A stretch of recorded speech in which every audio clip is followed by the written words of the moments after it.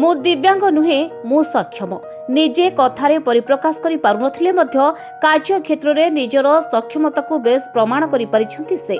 मयूरभंज जिला उदला block पहंडा grammar ए हेउछंती संजुक्ता बेहेरा। संजुक्ता जन्मरू दिव्यांग हेले मनरे तांकर असीम साहस। संजुक्ता जन्मरू दिव्यांग हेले मनरे तांकर असीम साहस। पिलाटी दिनरू बापा मां को देहांत होइथिबा बेले से बे एकुटिया बंचिबार राह खोजुथिबा संजुक्तांको पई साही पड़िसा तांकर साहा भरोसा। से दिव्यांग हेले तांको काम देखिले जणा पड़े से जने सक्षम। निज गोड़रे छिड़ा होई आज से निज पई होई परिछंती स्वावलंबी, जहाकि अन्य दिव्यांगको पई से को उदाहरण।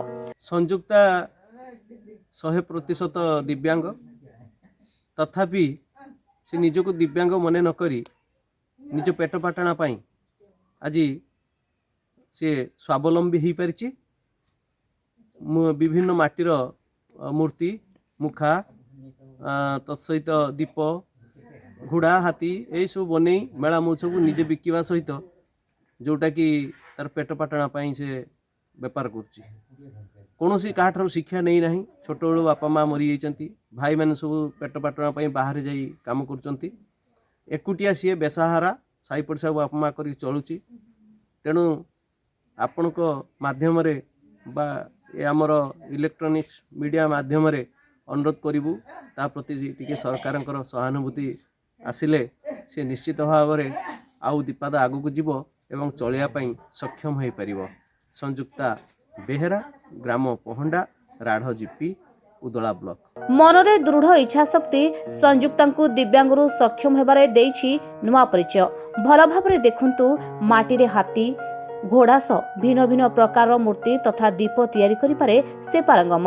निजर भावना भितरे किछि किछि नुआ जिनिस तैयारी करिपारे संजुक्तांको मनरे सबुबेले उंकी मारुथाय।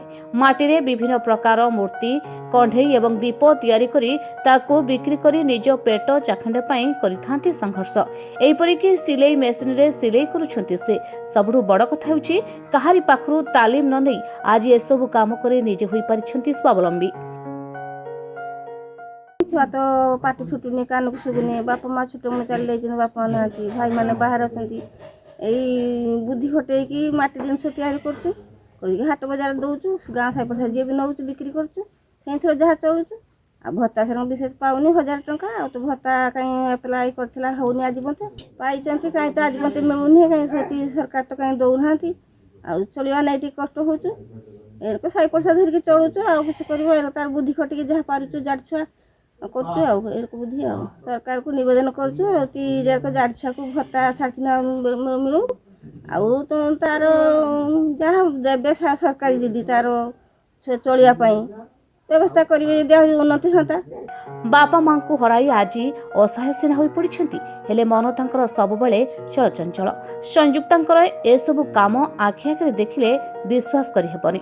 आमे जेतबेले संजुक्तांकु भेटिलु सेतबेले तांको काम देखि आमकु विस्मित लागिला। से ठीक से कथा कहि पार नथिले कि सुनी पार नथिले, तथापि निजर भाव भंगिरे संघर्षर कथा आमको कहिथिले।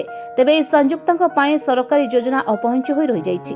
100% दिव्यांग प्रमाण पत्र पाइथिले मध्य आज पर्यंत वर्धित भत्ता पाइबारु वंचित। या सहित सरकारी योजना घर खंडिए पाइ पारि नाहंती। तेबे संजुक्तांक सरकारी सहायता केबे मिलिबो ताहाकु केवल अपेक्षा।